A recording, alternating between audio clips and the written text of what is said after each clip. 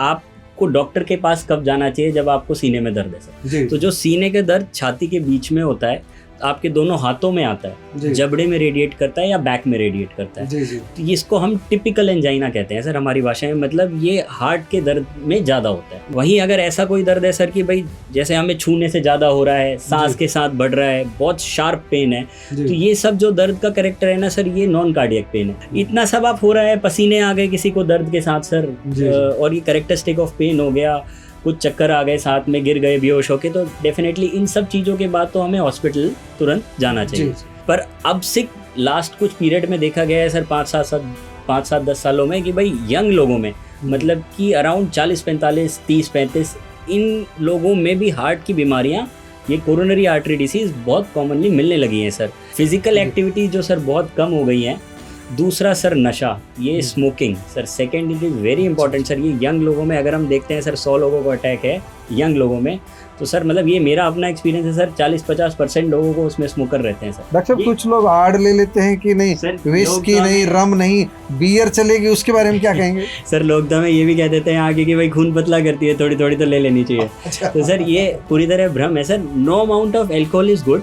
आज से 10-5 साल पहले डॉक्टर मना करते थे घी का, मेरे ख्याल से अभी क्या है, लेटेस्ट क्या है घी के बारे में? सर देसी घी। तो हम जो लाइफस्टाइल प्रमोट करते हैं ना सर, तो उसमें हम ये समझाते हैं कि भाई जो फैट कंटेनिंग चीज़ें हैं, तो वो चीज़ें आपकी डाइट में कम होनी चाहिए, वेदर वो घी है, वेदर वो ऑयल है, ठीक है। ऐसा तो नहीं है कि भाई बिल्कुल नहीं लेना, that is also part of balance diet, but एक लिमिटेड क्वांटिटी में होना चाहिए। ये रहता है कि भाई हम जो ऑयल यूज़ करें, वो ऑयल हमको ना रिपीटेड यूज़ नहीं करना चाहिए सर। उसमें भी जो बैड फैट्स हैं वो बढ़ते हैं सर। मतलब एक बार किसी में पकवान बनाया, उसका दोबारा इस्तेमाल ना करें। एक हृदय रोगी के लिए डाइट, जो परफेक्ट डाइट हम जिसकी बात करें, क्या आहार उसका होना चाहिए, और वो आहार का समय क्या हो? शाम को सोने से कितना समय पहले, सुबह नाश्ता कब लें, और उसके लिए क्या दिनचर्या उसकी रहनी चाहिए?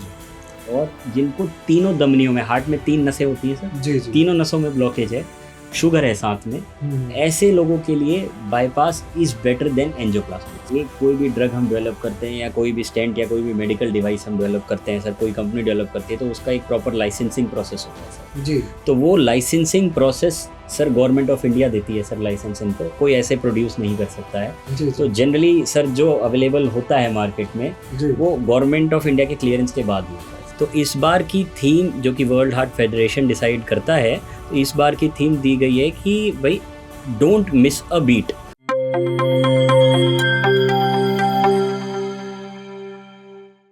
प्यारे दोस्तों, सादर अभिवादन। मैं हूं महेश कुमार वैद्य और आप देख रहे हैं एनजेपी हरियाणा।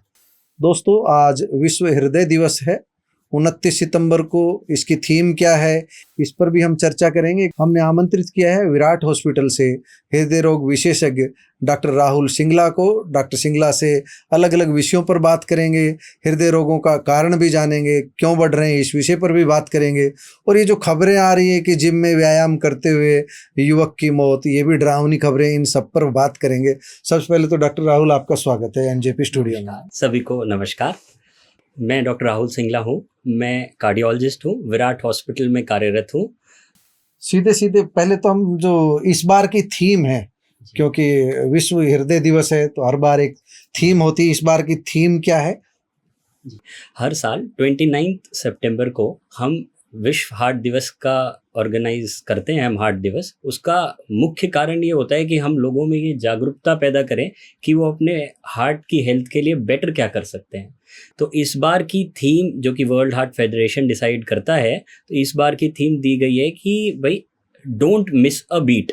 मतलब हर व्यक्ति इम्पॉर्टेंट है, उसको अपने हार्ट के लिए जागरूक करना है, हर बीट के प्रति जागरूक रहे, बीट के प्रति जागरूक, मतलब हर छोटी चीज़ों के प्रति जागरूक करें हम उसको। सेकेंडली कि हम उसको हेल्दी लाइफस्टाइल के बारे में समझाएं। तीसरा कि भाई हम टाइमली काम करें। हार्ट में सबसे इम्पोर्टेंट चीज़ ये है कि सर आप टाइम वेस्ट ना करें। अगर आपको ये समझ में आता है कि भाई आपको अटैक हो गया है या आपको किसी ने बताया है, तो हम जितना क्विक काम करेंगे, हमारे पास एक गोल्डन पीरियड होता है, हमको वो नहीं लूज करना चाहिए। तो क्विक एक्शन, ये भी गोल्डन पीरियड के बारे में बताएं कि जैसे किसी को महसूस हो कि भाई अटैक है, तो उस सूरत में क्या करना चाहिए? सर देखिए, ऐसा है, किसी को अगर हार्ट अटैक है, ये पुष्टि हो गई किसी डॉक्टर के द्वारा, तो उसके बाद हम उसकी जनरली एंजियोग्राफी की जांच करते हैं। तो जो ये एंजियोग्राफी की जांच है और उसके बाद हम जो तार डाल के मतलब वायर डाल के एंजियोप्लास्टी करते हैं, माने स्टेंट डालते हैं, तो वो एक निर्धारित टाइम में हो जाए तो वो बहुत अच्छी चीज़ है। मतलब हम ये कहते हैं कि भाई 0 to 60 मिनट आजकल जो टाइम है door to wire time, means आपके पास अगर हॉस्पिटल में कोई पेशेंट हार्ट अटैक का आया तो हम चाहते हैं कि 60 मिनट के अंदर अंदर ये काम हो जाए। अब इसको कुछ लोग ये भी कह सकते हैं कि भाई ये तो आप जल्दीबाजी मचा रहे हैं, हड़बड़ी कर रहे हैं, पर इसका एक बहुत इंपॉर्टेंट आरोप तो लगते हैं डॉक्टरों पर कि भाई स्टेंट जो है जबरदस्ती डाल दिया। बहुत क्लैरिफिकेशन से कहना और बताना चाहता हूँ, उसका एक बहुत बड़ा रीजन है सर। रीजन तो आप डॉक्टरों की ओर से सफाई दे दीजिए। सफाई नहीं, जो सच बात है सर वो मैं आपको बताना चाहता हूँ, और लोगों को हम एजुकेट करेंगे तभी ये चीजें समझ में आएगी, पता चलेगी। सी गोल्डन टाइम का, लेकिन थोड़ी बहुत तो गड़बड़ होती होगी कुछ जगह, ऐसा होता नहीं है। तो सभी डॉक्टर जरूरत के हिसाब से स्टेंट डालते हैं। सर क्या है, हम 13-14 साल पढ़ के आते हैं, जनरली हम कोशिश अपनी यही करते हैं कि सब अच्छा हो। देखो ये हर एक डॉक्टर का एक मूल भावना तो जरूर रहेगी सर कि वो काम मरीज के लिए कुछ ना कुछ अच्छा करके दे सर। जी सर।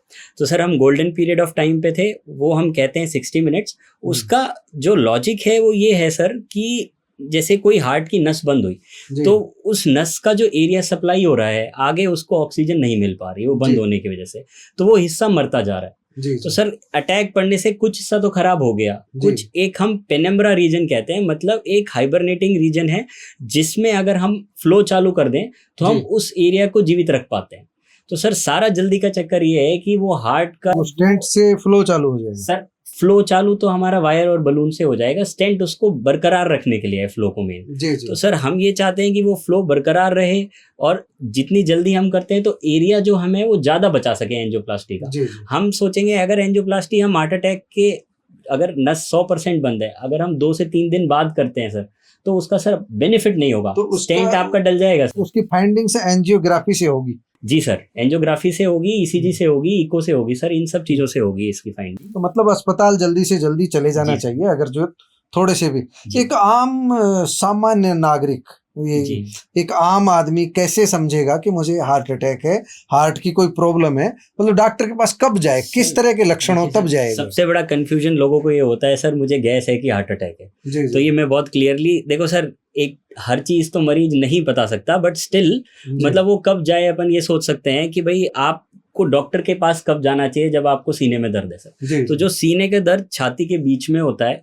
आपके दोनों हाथों में आता है, जबड़े में रेडिएट करता है या बैक में रेडिएट करता है, तो इसको हम टिपिकल एंजाइना कहते हैं सर हमारी भाषा में। मतलब ये हार्ट के दर्द में ज्यादा होता है। वहीं अगर ऐसा कोई दर्द है सर कि भाई जैसे हमें छूने से ज्यादा हो रहा है, सांस के साथ बढ़ रहा है, बहुत शार्प पेन है, तो ये सब जो दर्द का कैरेक्टर है ना सर, ये नॉन कार्डियक पेन है। इसमें मतलब गैस, आपकी फेफड़े की दिक्कत, खिंचाव, ये मतलब दबाने पर इस तरह। जी सर, तो दबाने पे मतलब सर ये बहुत जरूरी नहीं है, बट ये बाय एंड लॉस मतलब मेजॉरिटी केसेस में ऐसा मिलता है। ये तो नहीं है कि भाई 100% ऐसा ही होगा, बट मेजॉरिटी केसेस में यही होगा। खुद डिसाइड नहीं करना है, डॉक्टर को डिसाइड करना है। ये तो सबसे बेस्ट जरूरी चीज है सर, खुद डिसाइड नहीं करना। बट हाँ, इतना सब आप हो रहा है, पसीने आ गए किसी को दर्द के साथ सर, और ये कैरेक्टरिस्टिक ऑफ पेन हो गया, कुछ चक्कर आ गए, साथ में गिर गए बेहोश होके, तो डेफिनेटली इन सब चीजों के बाद तो हमें हॉस्पिटल तुरंत जाना चाहिए। उसके बाद अगर आप एक बार हॉस्पिटल पहुंचेंगे तो फिर आपको डॉक्टर साहब बताएंगे भाई ईसीजी, इको जो भी करना है, ट्रॉप्टी करके एक जांच होती है हमारी ब्लड की जिससे हम अटैक डिसाइड करते हैं, ये सब पॉजिटिव होता है तो हम फिर एंजियोग्राफी के लिए जी। डॉक्टर सिंगला, अभी हम कुछ वर्षों से थोड़ा बदलाव देख रहे हैं, आप लोगों से भी बीच बीच में बातें होती रहती है। पहले का जो समय था, आज से 3-4 दशक पहले की बात करें तो एक उम्र मेरे ख्याल से 40-50 वाले से ऊपर जाकर के सोचते थे कि इनको हार्ट अटैक आया है। अब कुछ यूथ जो है ऐसे आ रहे हैं सामने कि अभी खबरें पढ़ते हैं कि यूथ को अटैक हुआ, जिम करते हुए अटैक हो गया, अचानक चला गया। इसके पीछे की क्या वजह है, क्यों बढ़ रहा है? सर देखिए, कुछ रिस्क फैक्टर्स हैं। मतलब एक तो जैसे साउथ एशियन एथनिसिटी है, मतलब ये जो हमारा भारतवर्ष और ये चाइना वाला रीजन है, ये पूरा साउथ एशियन रीजन, इस रीजन में वैसे ही हार्ट डिसीजेस ज़्यादा होते हैं as compare to western people. एक तो ये भी कारण है। दूसरा कारण सर, यंग एज में आजकल, जैसे आज से मतलब हमें क्लासिकली सर जब हम पढ़ते भी थे आज से मतलब 15-20 साल, मतलब 10-15 साल पहले, तो हमें ये बताया जाता भाई हार्ट डिसीज के चांसेस जब होंगे जब 60 के पार हम चले जाएंगे, जो कि कॉमन धारणा अभी भी है सर। पर अब से लास्ट कुछ पीरियड में देखा गया है सर, 5-7-10 सालों में कि भाई यंग लोगों में मतलब कि अराउंड 40-45, 30-35 इन लोगों में भी हार्ट की बीमारियां, ये कोरोनरी आर्टरी डिसीज बहुत कॉमनली मिलने लगी हैं सर। तो इसके सर मुख्य कारण है फिजिकल इनएक्टिविटी, सबसे पहला इंपॉर्टेंट सर। ये मेटाबॉलिक सिंड्रोम का एक पूरा पैरामीटर है जिसमें सबसे इंपॉर्टेंट चीज है कि भाई ये मतलब पुराने जमाने में तो चक्की चलना और खाना, रस्सी से भी पानी खींचती थी महिलाएं। तो फिजिकल एक्टिविटी जो सर बहुत कम हो गई है।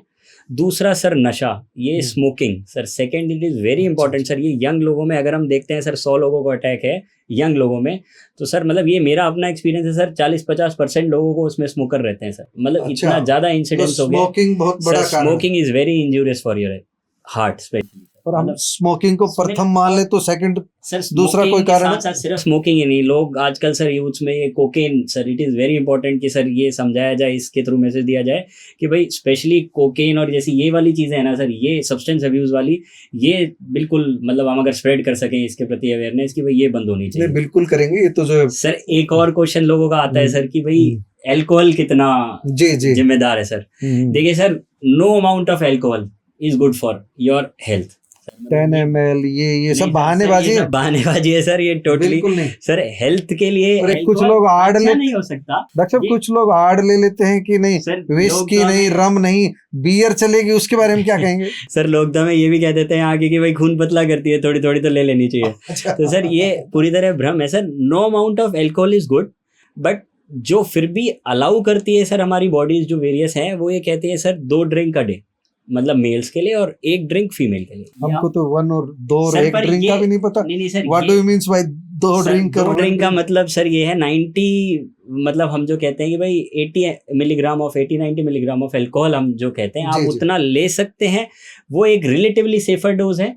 But sir that is also not good, मतलब पर्सनल रिकमेंडेशन डॉक्टर की राय ये है कि no alcohol should not be used sir. देखिए सर ये बिल्कुल स्ट्रिक्ट बात है, no amount is good, but अगर है तो भाई इस अमाउंट से ज्यादा तो बहुत ज्यादा हार्म करता है, ये फिर भी एक टॉलरेबल डोज है। एक हमारा वो जिम का था, ये अचानक हार्ट अटैक क्यों आ रहे हैं सर? ये जिम की बात ये है सर, देखिए 3-4 चीजें हैं इंपॉर्टेंट जिम में। क्या जिम भी नहीं, मतलब एक्सरसाइज करते हुए, मतलब जो आदमी चला गया एक्सरसाइज करते करते भी जाते हैं सर, स्पेसिफिकली जिम नहीं, डांस करते करते भी जो मतलब जो आ रहे हैं रिपोर्ट्स आ रही है सर। इसके 3-4 मुख्य कारण हम बताना चाहेंगे। देखिए सबसे पहला तो है सर कि भाई एक प्रॉपर आपका प्रिस्क्रिप्शन स्टाइल होना चाहिए इसका, एक्सरसाइज का भी ग्रेडेड फॉर्म में इंक्रीज करना है। कई बार हम पीयर प्रेशर में हैवी एक्सरसाइजेस कर जाते हैं, कुछ हमें थोड़ी अंडरलाइंग डिसीज हो इस बीच में जो आइडेंटिफाई नहीं हो, तो वो फर्दर प्रिसिपिटेट हो गई।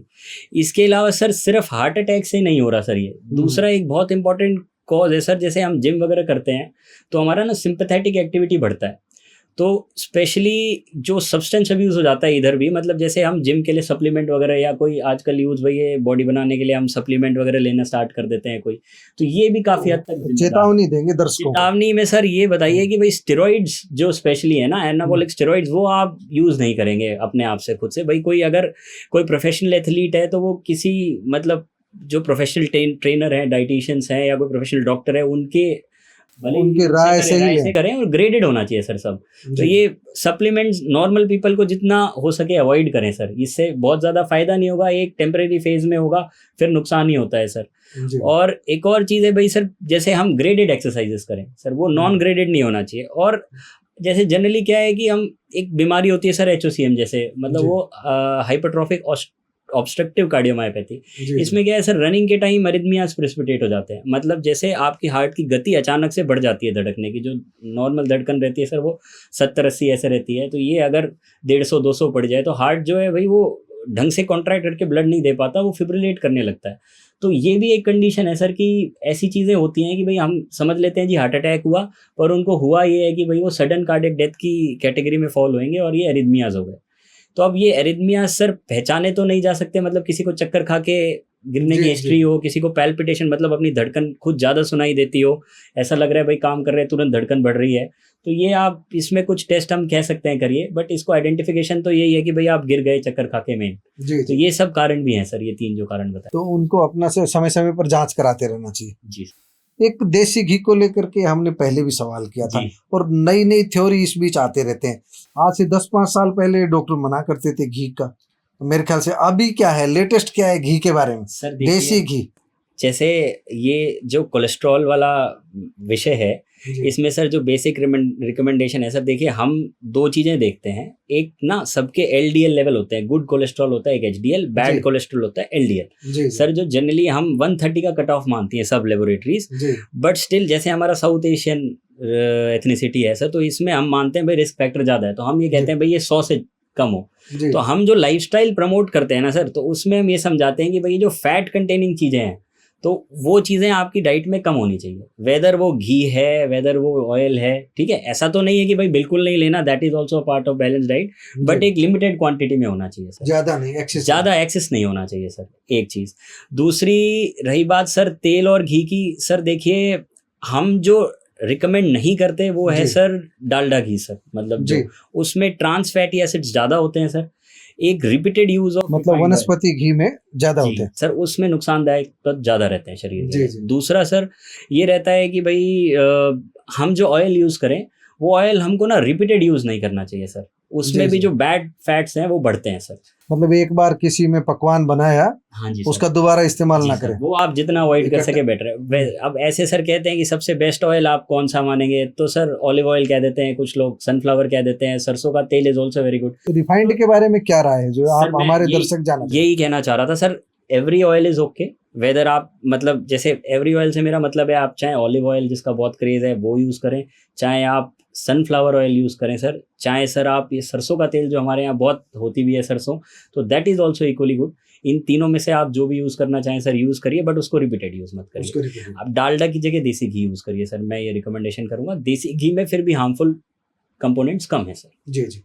एक हृदय रोगी के लिए डाइट, जो परफेक्ट डाइट हम जिसकी बात करें, क्या आहार उसका होना चाहिए और वो आहार का समय क्या हो? शाम को सोने से कितना समय पहले, सुबह नाश्ता कब लें, और उसके लिए क्या दिनचर्या उसकी रहनी चाहिए? जो जिसको दवाई चल रही हो रेगुलर, जिसको स्टेंट डल चुके हो, उसके लिए क्या होना चाहिए? जो सर इवन जिसको स्टेंट डल चुके क्यों नहीं, मतलब ये रूटीन में भी हम सबको रिकमेंड कर सकते हैं सर। ऐसा नहीं है कि भाई ये हमको सिर्फ रोगियों को ही बताना है। देखिए हम सबका जो आम लोगों की आम लोगों को भी यही फॉलो करना चाहिए सर। एक दो हमारे डाइटरी पैटर्न्स हैं सर जो सोसाइटीज रिकमेंड करती हैं, उनको हम कहते हैं एक तो डैश डाइट, भाई dietary approach to stop hypertension, जो कि बीपी के मरीजों को स्पेशली हम कहते हैं, और दूसरी डाइट है सर मेडिटेरेनियन डाइट। तो इन दोनों डाइट्स में सर जो हम समझाते हैं वो मुख्यतः ये है कि भाई फैट कम हो, कार्बोहाइड्रेट कम हो, नमक वाली चीजें जो कि स्टोर्ड फूड में होती हैं सर, मतलब जैसे आपके कोई भी, जैसे आप फ्रूट्स हो गए, टिन वाले फ्रूट्स आते हैं, बड़ी कॉमनली पाइनएप्पल्स आते हैं सर, तो वो हम चाहते हैं कि सर आपके टिन्ड कैंड फूड जिनमें सॉल्ट की मात्रा अधिक हो वो आपके कम हो। फैट बता चुका सर मैं कम हो। अब ज्यादा क्या होना चाहिए सर, जैसे दालें हो गई, हरी सब्जियां हो गई, ये सर जो नॉन वेजिटेरियन है वो नॉन वेजिटेरियन के लोगों के लिए फिश, दैट इज गुड। जो वेजिटेरियन है उनके लिए सोयाबीन हो गई, दालें हो गई, ये सब चीजें, तो ये, और फ्रूट्स हो गए सर, थोड़ा प्रोटीन हो, सब प्रोटीन हो, और एंटीऑक्सीडेंट्स के लिए ये फ्रूट्स कह रहे हैं सर। तो ये आप एक बाउल रोज सलाद अपनी डाइट में जरूर ऐड करिए सर। ये आपके डाइजेस्टिव ट्रैक्ट के लिए भी बहुत अच्छा है, आपके हार्ट के लिए भी बहुत अच्छा है। सलाद में ये जो मूली, गाजर, sir everything, yes sir, fibrous जो सलाद है ये सारी चीजें सर आप लें। टमाटर हो गया सर, खीरा हो गया, मूली हो गई सर, इवन सर जैसे इसके साथ हम प्रोटीन की चीजें, हम उसमें छोले ऐड कर लें, राजमा ऐड कर लें, तो ऐसी चीजें जो हम जो प्रोटीन में ज्यादा हैं सर और कार्बोहाइड्रेट में कम होके फाइब्रस चीजों में ज्यादा है सर, वन चीज। और दूसरी चीज सर उनमें फैट कंटेनिंग चीजें ना वो कम हो सर। बाकी ऐसे कुछ तो ऑयल हमें चाहिए ही सर, ऐसा तो हम नहीं कह रहे कि बिल्कुल ही आप जैसे रोटी लेते हैं सर, आप तो रोटी पे घी लगा के लीजिए सर, इसमें ऐसा कुछ नहीं है भाई आपने रोटी में। दूसरी चीज एक और मैं कहना चाहूँगा सर कि जैसे शुगर जितनी हम कम कर सके ना सर, मतलब अपनी डाइटरी पैटर्न में से, उतना बेटर है सर। जो हम नॉर्मल शुगर लेते हैं उसकी जगह हम आपको ये रिकमेंड करते हैं भाई किसी को बहुत मीठा लेने की आदत है सर, तो जैसे खजूर हो गया सर, तो ये जो कॉम्प्लेक्स चीजें हैं शुगर की, मतलब जो कुदरती हैं और कॉम्प्लेक्स हैं, तो वो आराम से जल्दी से अब्जॉर्ब होकर जल्दी से ब्लड ग्लूकोज लेवल नहीं बढ़ाती। तो स्पेशली डायबिटिक लोगों में सर अगर कुछ थोड़ा मीठा खाना भी है तो ऐसा है कि भाई जिनसे एक्यूट राइज ना हो बस, तो मतलब जो ये एकदम अपना जाए बस, तो ये हम रिकमेंड करना चाहते हैं। तो अभी हम समापन की ओर बढ़ते हैं। एक विषय आता है जो बाईपास सर्जरी का आता है, एक विषय आता है स्टेंट डाल दिए जो है, अभी लेटेस्ट क्या है, और एक हृदय रोग विशेषज्ञ के रूप में आप क्या सलाह देंगे हमारे दर्शकों को? जी सर देखिए, वैसे तो ये चीज़ ना सर आपके एंजियोग्राफी की रिपोर्ट पे डिपेंड करती है कि क्या कराया जाए आगे। But by and loss sir किसी को एक अटैक आ गया, मरीज है, एक्यूट अटैक आ गया, तो सर देखिए बाईपास ना सर बहुत जल्दीबाजी का प्रोसीजर नहीं है। मतलब ये जैसे किसी को स्टेबल एंजाइना है सर, मतलब हम दो तरीके से डिफाइन करते हैं हार्ट डिजीजेस को। एक होती है सर ACS कैटेगरी, एक होती है CCS कैटेगरी, मतलब क्रॉनिक स्टेबल एंजाइना। मतलब किसी आदमी को चलने पे छाती में दर्द हो रहा है, फिर बैठता है आराम आ जाता है, ऐसा 2-3 महीने से चल रहा है, वो ऑब्जर्व कर रहा है, तो ये क्रॉनिक स्टेबल एंजाइना की कैटेगरी में आता है सर। तो स्पेशली क्रॉनिक स्टेबल एंजाइना के जो पेशेंट होते हैं सर, और जिनको तीनों धमनियों में, हार्ट में 3 नसें होती हैं सर, तीनों नसों में ब्लॉकेज है, शुगर है साथ में, ऐसे लोगों के लिए bypass is better than angioplasty. Sir ये बिल्कुल टाइम टेस्टेड चीज है और ये उसके लिए ज्यादा रिकमेंडेड है। ठीक है सर। पर दूसरी चीज है भाई कि किसी को एक्यूट दर्द हो गया सर, अटैक पड़ गया तुरंत, तो हमें जिस नस में अटैक पड़ा है सर उसको अगर हम नहीं खोलेंगे तो वो लाइफ थ्रेटनिंग हो सकता है सर। तो उस केसेस में हम कहेंगे भाई एंजियोप्लास्टी इज बेटर। जब सिंगल नाड़ी आपकी इन्वॉल्व है, ट्रिपल की जगह, आपको शुगर नहीं है और एक्यूट हुआ है सर काम, तो आपको रिजल्ट बेहतर मिलेंगे सर एंजियोप्लास्टी के। जी। तो स्टेंट को लेकर के भी एक धारणा है कि ये बाहर का है, विदेश का है, ये स्वदेशी है, इनमें पेशेंट जो है भ्रमित सी स्थिति रहती है जब भी जाता है। बहुत सीधी बात है इसमें ये चीज़ है कि सर एक कोई भी ड्रग हम डेवलप करते हैं या कोई भी स्टेंट या कोई भी मेडिकल डिवाइस हम डेवलप करते हैं सर, कोई कंपनी डेवलप करती है, तो उसका एक प्रॉपर लाइसेंसिंग प्रोसेस होता है सर। जी। तो वो licensing process sir government of India देती है सर लाइसेंस, इनको कोई ऐसे प्रोड्यूस नहीं कर सकता है। तो जनरली सर जो अवेलेबल होता है मार्केट में वो गवर्नमेंट ऑफ इंडिया के क्लियरेंस के बाद ही होता है सर। बाकी सर देखिए कुछ कंपनी के स्टेंट ऐसे भी होते हैं सर कि भाई जिनको बहुत टाइम से हैं, जो 20-25 साल से बना रहे हैं, जो पिछले 50 साल से बना रहे हैं सर, तो उनके पास स्ट्रॉन्ग डेटा होता है सर कि हमारे स्टेंट्स का ये डेटा है, हम ये शेयर करते हैं, तो हम उनको ज़्यादा रिकमेंड करते हैं सर। ये वाली बात है, डेटा जिसका स्ट्रॉन्ग है सर, हम आज के टाइम डेटा का टाइम है, तो सर जिसका बैक ज़्यादा स्ट्रॉन्ग है कि वो इतने लोगों में हमें सक्सेसफुल रिजल्ट मिला है। बट नॉनदलेस सर इतना फर्क नहीं पड़ता कि ये इंडियन है या वेस्टर्न है, जो सरकार से मान्यता प्राप्त है sir, that is good sir. हाँ, उनका एक टेस्टिंग प्रोसीजर है सर, हाँ, उसको फॉलो कर रखा है, तो फिर वो ठीक है, वो बनेगा ही तब जब वो टेस्टिंग प्रोसीजर, तो वो सरकार तभी देती है सर अनुमति, तभी देती है। दोस्तों आपने डॉक्टर सिंगला की बातें सुनी, हृदय रोग से संबंधित लगभग सारी जानकारी इन्होंने बता दी है। फिर भी कोई जानकारी आपको रहेगी कि हमारी ये जानकारी हमको चाहिए, आप कमेंट बॉक्स में जा कर के अपनी टिप्पणी लिखिएगा। हम उम्मीद करेंगे डॉक्टर साहब से आपका जवाब आप तक फिर पहुंचाएंगे। नमस्कार, धन्यवाद सर।